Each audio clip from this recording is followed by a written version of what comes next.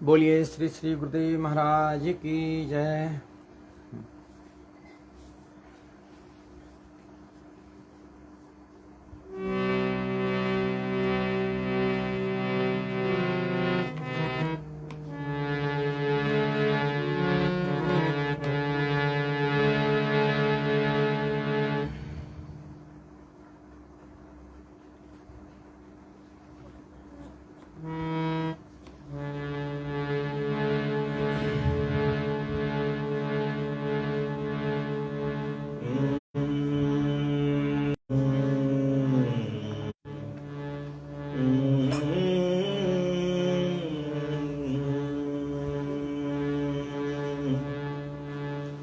वाञ्छाकल्पतरुभ्यश्च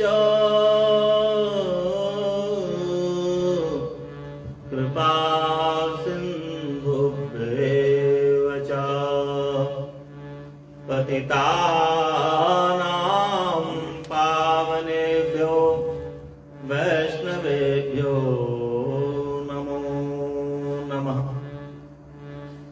मैं आप सभी वैष्णवजनों के चरणों में साष्टांग प्रणाम करता हूँ। आप सब मुझे कृपा पूर्वक आशीर्वाद दें, मेरा चित्त शुद्ध हो जाए, मेरी मति भगवान के चरणों में लग जाए। आप सब मुझे कृपा पूर्वक ऐसा आशीर्वाद दें। आप सभी के चरणों में पुनः प्रणाम करता हूँ।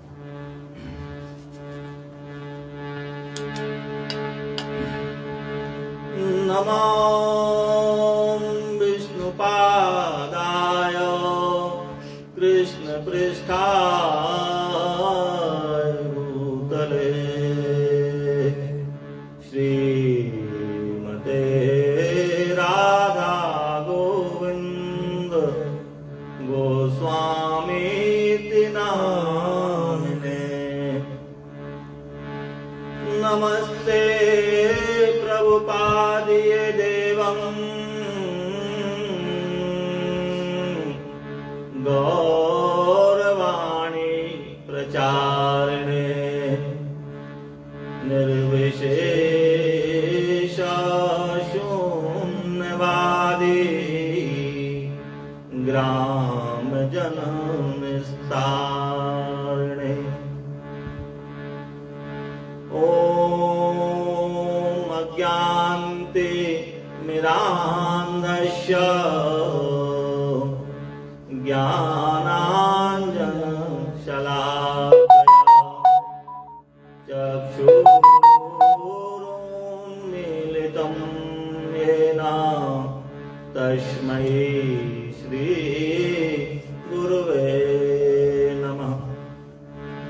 श्री चैतन्य मनोभीष्टं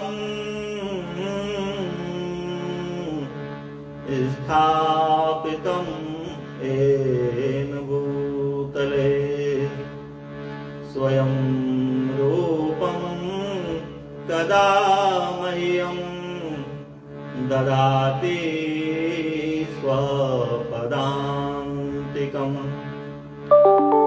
वन्देऽहं श्रीगुरो श्रीयुक्तपदकमलं श्रीगुरोन् वैष्णवांश्च श्रीरूपं साग्रजातं सगण रघुनाथान्वितं तं सजीवम् साद्वैतं सावधूतं परिजन सहितं कृष्ण चैतन्य देवं श्री राधा कृष्ण पादान् सगण ललिता श्री विशाखान्वितांश्च। नमो महावदान्य कृष्ण प्रेम प्रदायते कृष्णाय कृष्ण चैतन्य नामने गौरत्विषे नमः। हे कृष्ण करुणा सिंधो दीनबंधो जगत्पते गोपेश गोपिका कांत श्री राधा कांत नमोस्तुते। तप्त कांचन गौरांगी श्री राधे वृंदावनेश्वरी वृषभानुसुते देवी प्रणमामि हरिप्रियै। वाञ्छाकल्पतरुभ्यश्च कृपा सिन्धुभ्येव च पतितानां पावनेभ्यो वैष्णवेभ्यो नमो नमः। जय श्री कृष्ण चैतन्य प्रभो नित्यानंद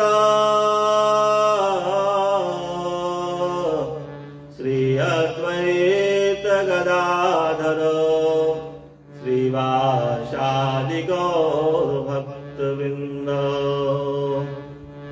सब बोलेंगे प्रेम से।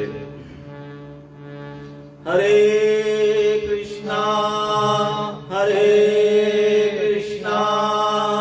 कृष्णा कृष्णा हरे हरे हरे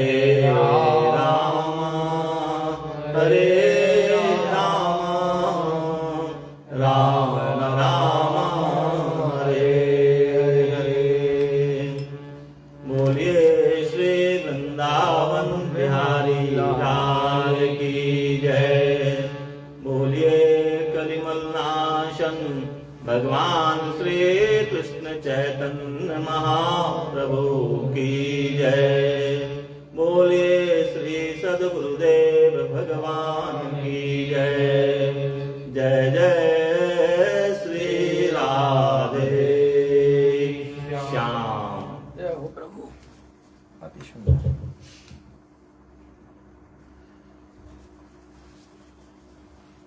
एक बार पुनः सभी भगवदंश सृष्टि के समस्त चराचर जीवों को साष्टांग प्रणाम करता हूँ। आप सब कृपा पूर्वक मुझे आशीर्वाद दें, मेरा चित्त शुद्ध हो जाए और मेरा मन भगवान के चरणों में लग जाए। सब आप ऐसी कृपा करें।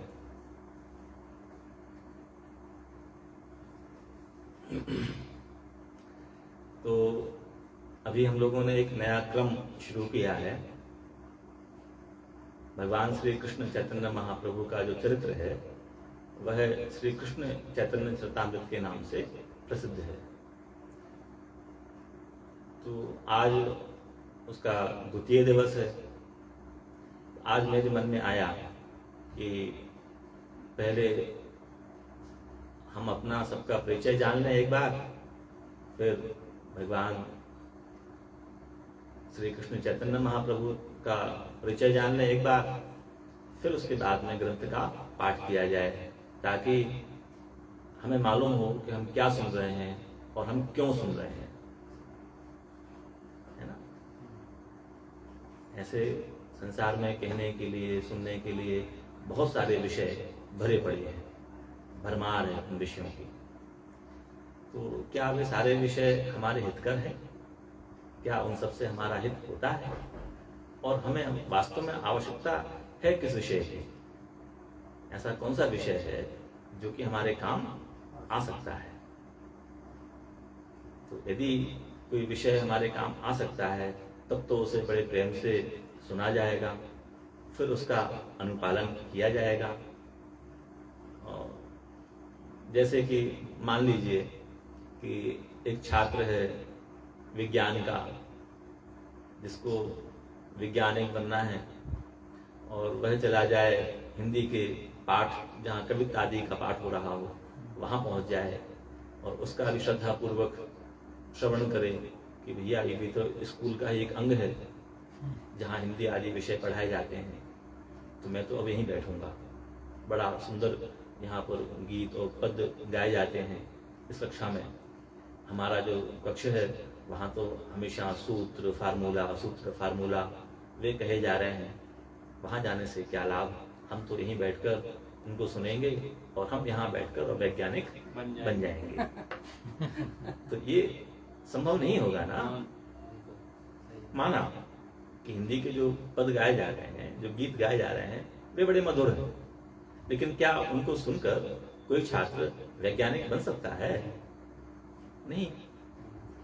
लेकिन वे उपलब्ध हैं, संसार में बहुत सारे विषय उपलब्ध हैं। अब बुद्धिमान मनुष्य उन बहुत सारे जो विषय उपलब्ध हैं उनमें से अपने हित कर विषय का चुनाव करेगा और फिर ठीक से उसका श्रवण, पठन, मनन, चिंतन और उसका फिर अनुपालन यदि वह करेगा तो फिर निश्चित वह जो बनना चाहता है वह वो बन जाएगा, वह जो पाना चाहता है वह प्राप्त कर जाएगा। ठीक है। तो अब हम यहाँ बैठे हैं, क्या कारण है कि हम यहाँ बैठकर और कुछ कह रहे हैं, कुछ सुन रहे हैं? इससे क्या लाभ? हम क्यों कुछ सुने, हम क्यों कुछ कहें?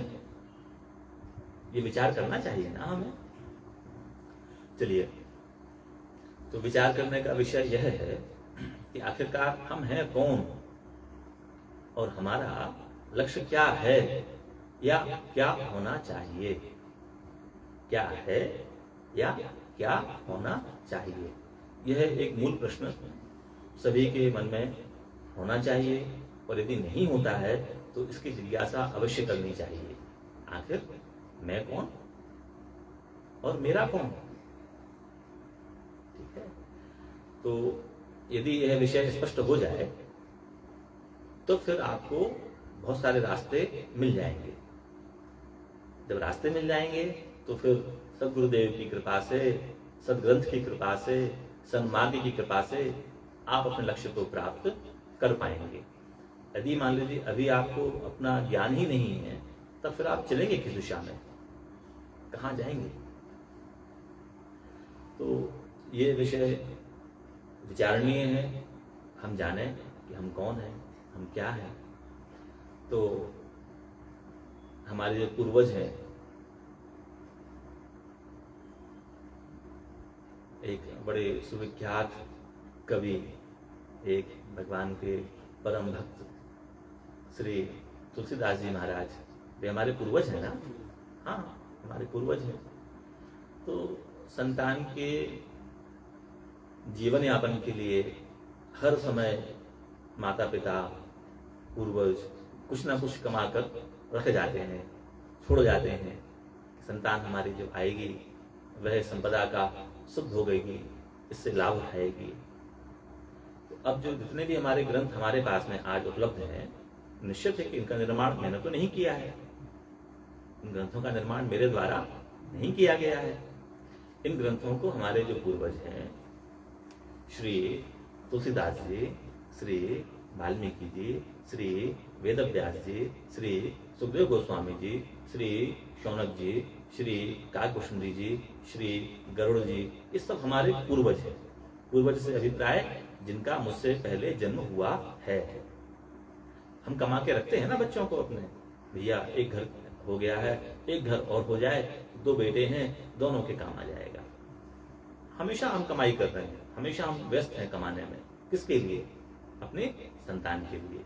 तो निश्चित ही हमारे पूर्वजों ने हमें ध्यान रखते हुए बहुत सारा परिश्रम किया, बहुत सारा ज्ञान का अर्जन किया, ज्ञान को इकट्ठा किया और हमारे हित के लिए यह बहुत सारे ग्रंथ रचकर रख दिए कि बेचारे बच्चे हमारे कभी आएंगे संसार में तो उन्हें बहुत ज़्यादा परिश्रम ना करना पड़े, उन्हें बहुत ज़्यादा खोज ना करना पड़े, मैं कौन, मेरा क्या, क्या करना चाहिए। ये सब लिख दिए ग्रंथों में, विधिवत इन ग्रंथों में लिख दिया गया है कि बिना मेहनत के खोलो, पढ़ो, सुनो, समझ जाओ और पार हो जाओ।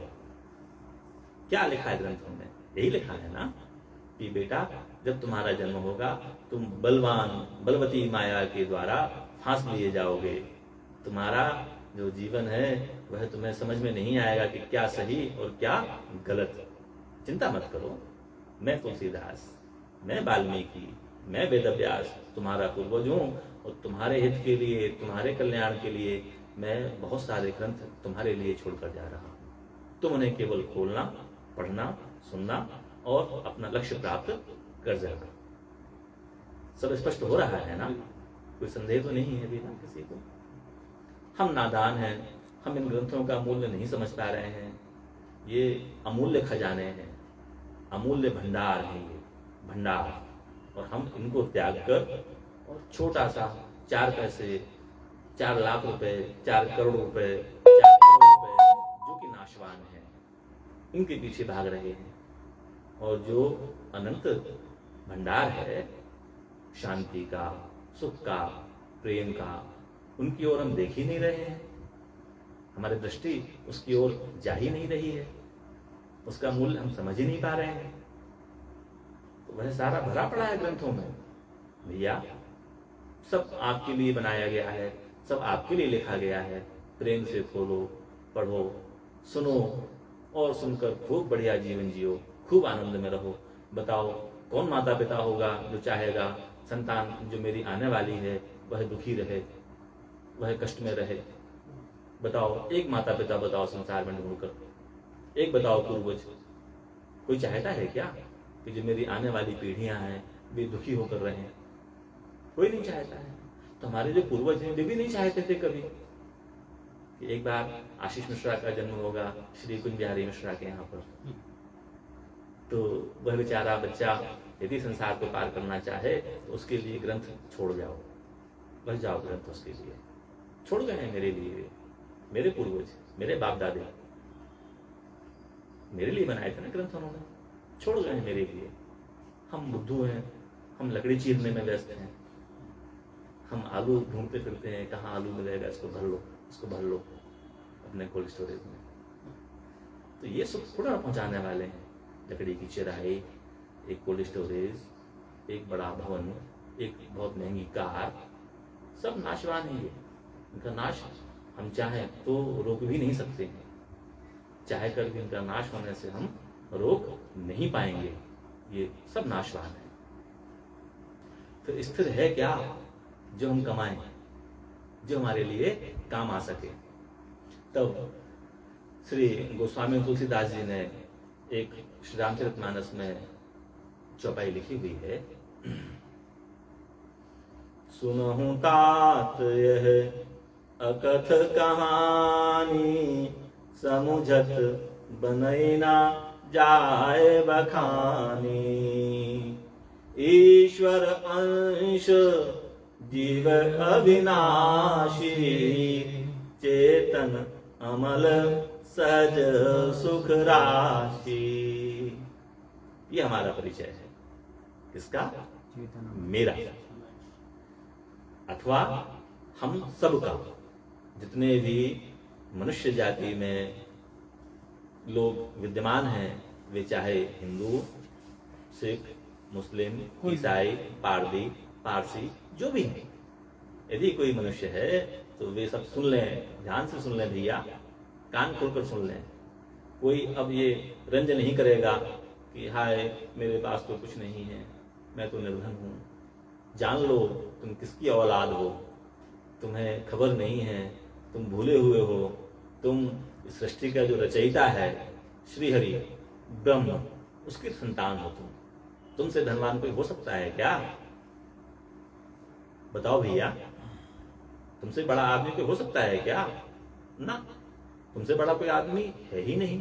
जब तुम्हारा बाप ही सृष्टि का बनाने वाला है, सृष्टि का रचने वाला है, उसकी तुम संतान हो। तो जो तुम्हारे बाप ब्रह्म का है वह सब तुम्हारा ही तो है, और किसका है? का नहीं है ना। अब आपसे कोई जो सुन रहे हैं वे ध्यान रखें, ध्यान रखें बात को कि कोई यहाँ पर निर्धन नहीं है। तुम्हारा पिता सर्व समर्थ, सर्व वैभवशाली, उसकी तुम संतान हो। खूब प्रसन्न रहो, खूब मौज में रहो, खूब बढ़िया खाओ पियो मौज करो। तुम स्वयं श्री हरि के अंश हो। कैसे हो? चेतन हो। तुम्हारा नाश नहीं हो सकता है। अकारण भय ना करो कि यदि मैंने ना कमाया तो फिर क्या होगा, यदि मैंने यह ना किया तो फिर क्या होगा। ये भय तब होता है जब हमें नाश की चिंता हो। हम क्यों काम कर रहे हैं, हम क्यों परिश्रम कर रहे हैं? कल के लिए ना, कि कल जब सुबह होगी, कल जब भोर होगी, कल के लिए हमारे पास में यदि कुछ ना रहा तो चलो आज का सुख त्यागो और आज बहुत सारा परिश्रम कर कर कुछ इतना संग्रह कर लो कि कल वह हमारे काम आ सके। तो अब यहाँ कहने का तात्पर्य है कि अब भय करने की आवश्यकता नहीं है, क्योंकि आप चेतन हैं। फिर आप क्या है? अमल। अमल से अभिप्राय, मल मतलब होता है गंदगी, और अमल जो गंदगी से रहित हो। आप कैसे हैं? अमल। आप में कोई दोष है ही नहीं, आप दोष से रहित हैं, सदैव रहित हैं आप दोष से। फिर आप कैसे हैं? सहज सुख राशि। सहज है, एकदम सरल है। और सुख राशि, सुख राशि, राशि मतलब बहुत बड़ा भंडार। राशि यदि मान लो कहा गया है तो उसे या तो हम कह सकते हैं बहुत बड़ा, या कह सकते हैं अनंत। अनंत भी उसका एक अर्थ हो सकता है। अब तो आपका कोई कमी नहीं है, अब तो कोई कष्ट का विषय रहा नहीं। हाँ, हम अज्ञानता के कारण, हम ना जानने के कारण दुख मनाते रहे, इसमें दोष किसका है? मेरा अपना है ना। हम अपने आप को नहीं पहचानते हैं, है ना। तो ये दुख का कारण हो जाता है। तो हम जान गए हैं ना आप ठीक से कि हम लोग कौन हैं?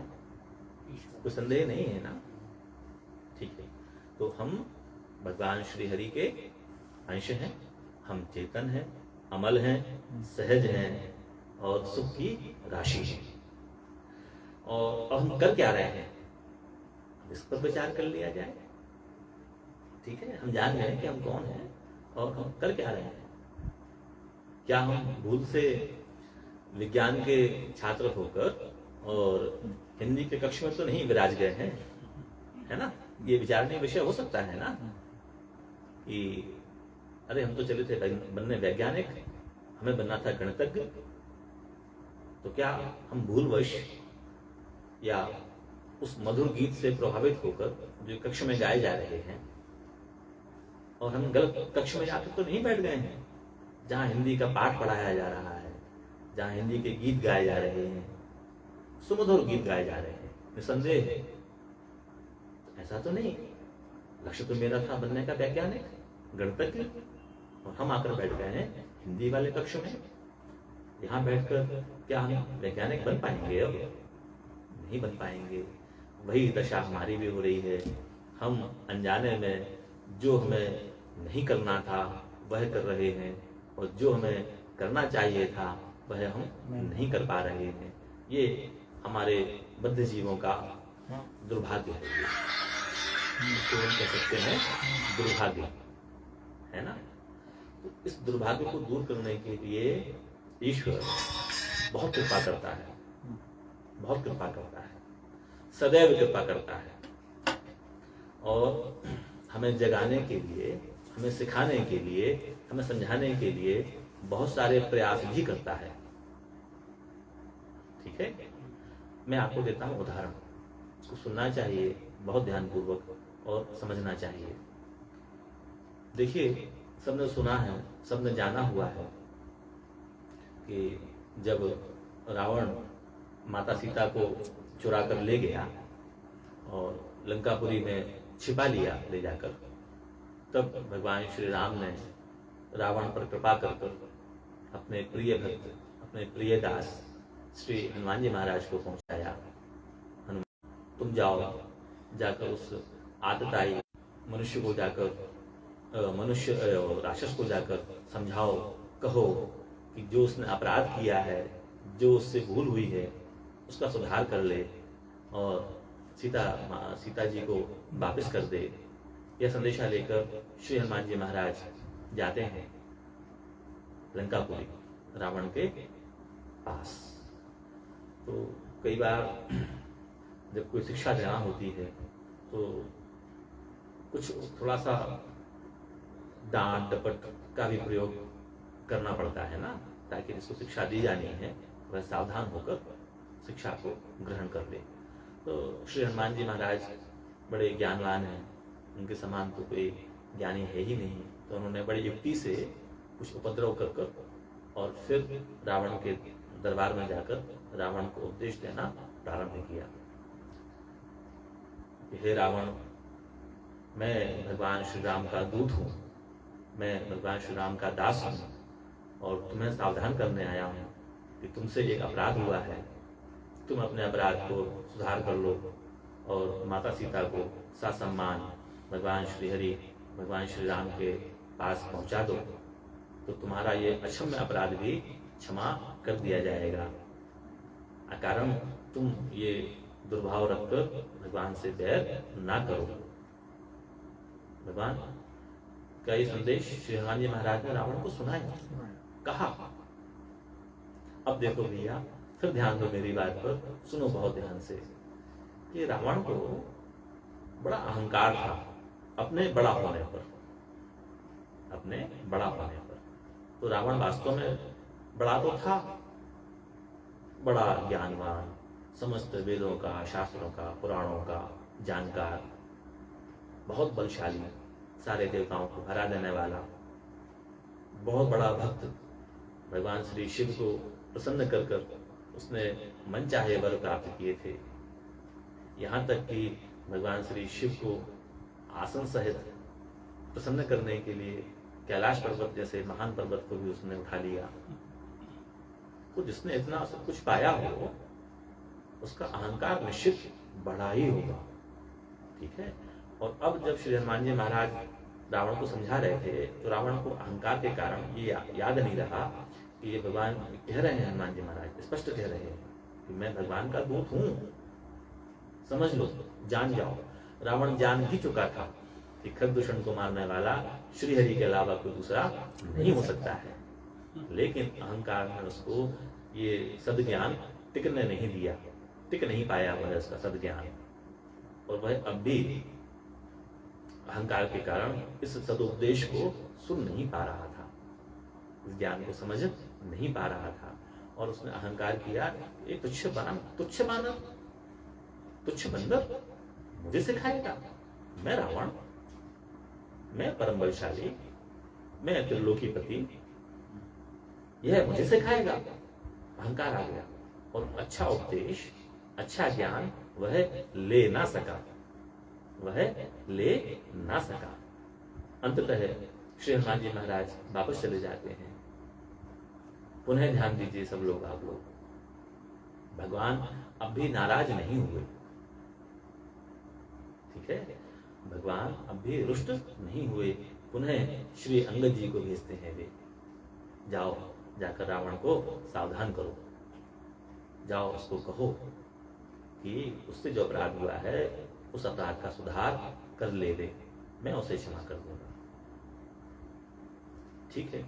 श्री अंगद जी भी जाते हैं, सारी नीतियों का उपयोग करते हुए वे रावण को बड़े विनय पूर्वक या बड़े बल पूर्वक जिस विधि से भी समझ सकता होगा उस विधि से समझाने का सारा प्रयास करते हैं। लेकिन जो अहंकार इसको छाया होता है वह सदुपदेश को, सद्ज्ञान को ग्रहण नहीं कर सकता है, अच्छे बातों को स्वीकार नहीं कर सकता है। देखो भैया, हम भी संसार में बंधे हुए हैं, हम माया से बंधे हुए हैं, हमें उचित अनुचित का ज्ञान नहीं है। भगवान हम पर भी कृपा करते हैं, भगवान केवल कृपा रावण पर करते हैं ऐसा है क्या? क्या रावण ही उनको प्रिय था क्या? ना ना, हम सब भी भगवान को उतने ही प्रिय हैं जितना कि रावण, कंस, दुर्योधन आदि आदि जो नाम सुनते हैं हम सब भगवान के प्रिय हैं, हम भी उनके इतने ही प्रिय हैं। तो हमें भगवान के भेजे गए जो दूत हैं वे भगवान के दास श्री तुलसीदास जी, श्री वाल्मीकि जी, श्री भगवान वेदव्यास जी, श्री नारद जी, श्री काकुशुंड जी, श्री शौनक जी, सब भगवान की कृपा पात्र ही हैं। भगवान के सेवक हैं ये आकर मैं रोज जगा रहे हैं, रोज कह रहे हैं। फिर इसके बाद में हमारे सदगुरुदेव, संत, वैष्णव, आचार्य जहां तहां बड़े बड़े पंडाल लगाकर, बड़े मधुर कंठ से गाकर, 3 घंटे पसीना बहाकर आपको सिखा रहे हैं बार बार, देखो भैया संसार नश्वर है, भगवान श्री हरि ही सत्य हैं, उन्हें अपना लो, वे ही तुम्हारे अपने हैं, उन्हें स्वीकार कर लो। हम अहंकारी, हम सुनते नहीं बात को, हम जानते नहीं बात को, हम मानना नहीं चाहते हैं बात को, हम अहंकारवश या प्रमादवश सत्य को स्वीकार नहीं कर पा रहे। यह हमारा बड़ा दुर्भाग्य है, बड़ा दुर्भाग्य है हमारा। ये बात समझ में आ रही है ना? है ना? संत वैष्णव है कौन? भगवान के दास हैं। आते क्यों हैं? क्या प्रयोजन है इनके आने का? क्या कारण है ये आते? संदेश देते हैं आपको। हाँ, भगवान का साक्षात संदेश है। सर्वधर्मान परित्यज्य मामेकं शरणं व्रज, अहम त्वाम सर्व पापेभ्यो मोक्षयिष्यामि मा शुचः। मन्मना भव मद्भक्तो मद्याजी माम नमस्कुरु। भगवान का ये आदेश है। इस आदेश को हमारे सद्गुरु वैष्णव आकर सुना रहे हैं। अरे जीव, अरे आत्मा, जाग जाओ, समझ जाओ। भगवान कहते हैं सब धर्म का त्याग कर कर मेरे पास आ जाओ, मेरे बन जाओ, चिंता मत करो, मैं तुम्हारे सारे पापों का नाश कर दूंगा, मैं तुम्हें अक्षय सुख देने वाला हूं, मैं तुम्हें सर्वस्व देने वाला हूं। भगवान का आदेश है ना। वे आते हैं महात्मा, संत, वैष्णव, आचार्य आकर सुनाते हैं, हमें सुनना चाहिए भैया। देखो भैया, एक बात और कहना चाहते हैं, उसको समझना चाहिए कि भगवान श्री हरि ने कृपा कर, भगवान श्री राम ने कृपा कर श्री हनुमान जी महाराज को भेजा था लंकापुरी में। तो वहां दो लोगों से भेंट हुई श्री हनुमान जी महाराज की, श्री विभीषण जी और रावण। एक ही संदेश दो लोगों को दिया गया। तो जो अब प्रारब्ध से या भगवत कृपा से या भगवान नाम के जप करने से शुद्ध हो चुका है, वह श्री हनुमान जी महाराज के भेंट होने पर कहता है, अब मोहि भा भरोस हनुमंता, बिनु हरि कृपा मिलहि नहीं संता। यह सौभाग्यशाली जीव का लक्षण है, परम सौभाग्यशाली जीव का लक्षण है, जो साधुओं से, महात्माओं से, वैष्णवों से भेंट हो जाने पर, परिचय हो जाने पर करता है। यह हमारा परम सौभाग्य है। हम परम भाग्यशाली हैं कि जो संतों के दर्शन हमको प्राप्त हो गए, और फिर उनके दिए उपदेशों को जो ग्रहण कर लेता है, समझो उसका कल्याण हो गया, वह श्री राम जी को प्राप्त कर जाता है। भगवान की कृपा से हनुमान जी से भेंट हुई श्री विभीषण जी की, उन्होंने कुछ उपदेश दिया, उपदेश को स्वीकार किया और विभीषण जी को भगवान श्री हरि प्राप्त हो गए। और जिसको वास्तव में प्राप्त होने वाले थे, संदेश लेकर आए थे श्री हनुमान जी महाराज, वह अभागा, वह संदेश को समझ ना सका। दुर्भाग्य है ना ये, वह अभागा उस संदेश को समझ ना सका। और देखो क्या प्राप्त हुआ श्री विभीषण जी को, सर्वस्व प्राप्त हो गया, लंका का राज प्राप्त हो गया, भगवान साक्षात उसको प्राप्त हो गए। इससे बड़ा लाभ और कोई क्या पा सकता है? इससे बड़ा लाभ कोई क्या पा सकता है? स्वर्ण लंकापुरी प्राप्त हुई, समस्त राक्षसों पर राज करने का अधिकार प्राप्त हुआ। ये भगवत कृपा थी ना। विभीषण अपने जीवन काल में तो कभी यह प्राप्त नहीं कर सकता था। बताइए, जिसका भाई रावण अमर है और सर्वशक्तिमान है, अमर है, तब मिलने से रहा, कमजोर था नहीं, बहुत अनंत बलवान था, तब भी मिलने से रहा। भगवान ने जब कृपा की, भगवान जब देना चाहते हैं, अमर को भी मार दिया, अमर को भी मार दिया, और अपने भक्त को जो सर्वोत्कृष्ट पद था वह दे दिया। अब कमा लो, तुम कितना कमाओगे? एक ढीला सोने का कमा पाते हो? तुम करो परिश्रम, एक ढेला कमा पाओगे, 1 किलो कमा पाओगे, 100 किलो कमा पाओगे, 1000 किलो कमा पाओगे, 1,00,000 किलो कमा पाओगे, तब भी तुम उस लंकापुरी के एक छोटे से भी अंश का मुकाबला नहीं कर सकते। क्या ये बात सत्य है ना? अब बताओ क्या करना चाहिए जीव को, क्या करना उसके लिए श्रेयस्कर है, क्या वह करे कि जिससे उसे सर्वस्व प्राप्त हो जाए। हाँ, भगवान के संदेश को स्वीकार करे, भगवान के भक्तों के उपदेश को स्वीकार करे और भगवान नाम का अनंत जप करे। हरे कृष्ण कृष्ण कृष्ण हरे हरे, हरे राम राम राम हरे हरे। यदि इस भाव से वह भगवत भजन करने का अभ्यास बनाएगा तो वह भगवान श्री हरि को प्राप्त कर जाएगा। तो जीव सही विधि से भगवान का भजन कर पाए, यह भी एक बड़ा महत्वपूर्ण विषय है। ठीक है कि जीव भगवान को कैसे भजे कि भगवान उसे प्राप्त हो जाए, यह बहुत महत्वपूर्ण विषय है। इसके लिए विधि स्थापित की गई है। तो अन्य जब 3 काल थे, सतयुग, त्रेता और द्वापर, इन 3 कालों के लिए विधि स्थापित थी और बहुत सारे जो जीव हैं उन विधियों का पालन कर कर और भगवत प्राप्ति वे कर गए थे। अब हम जब हैं आज, तब यह कलयुग है। ठीक है, तो कलयुग में ऐसा कौन सा सुगम मार्ग हो जिसको अपनाकर हम भगवान को प्राप्त कर पाए। ठीक है, तो इस भाव को ठाकुर जी को भी स्मरण हो आया कि अब जो कलयुग के जीव हैं वे बेचारे इतने सामर्थ्यवान नहीं हैं कि वे हजारों वर्ष तक तपस्या करते रह जाएं, बहुत बड़े बड़े यज्ञ करते रह जाएं, बहुत सारा दान कर सकें, क्योंकि अब कलयुग में बहुत सारे दोष भी आ गए हैं ना। तब क्या किया जाए? तब भगवान तो कृपालु है, उसमें कोई संदेह नहीं है।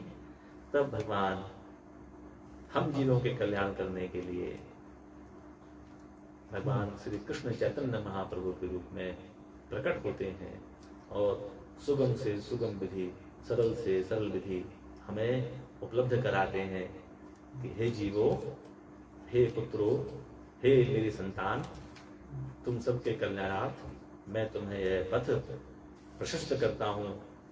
तुम यदि इस पर चलोगे निश्चित ही तुम यही लोक का, इस लोक का, यही लोक मतलब इस लोक का बहुत बहुत आनंद से तुम जीवन अपना व्यतीत कर पाओगे। और तो बोनस मिलते रहेंगे ना, बोनस पर बोनस, बोनस पर बोनस। और चिंता मत करो, इसके बाद यहाँ तो तुम सुखी हो जाओगे, बहुत पर्याप्त सुख, बहुत पर्याप्त सुख, जो हम अनजाने में पता नहीं कहाँ कहाँ ढूंढ रहे हैं, कैसे कैसे उसको खोजते फिर रहे हैं।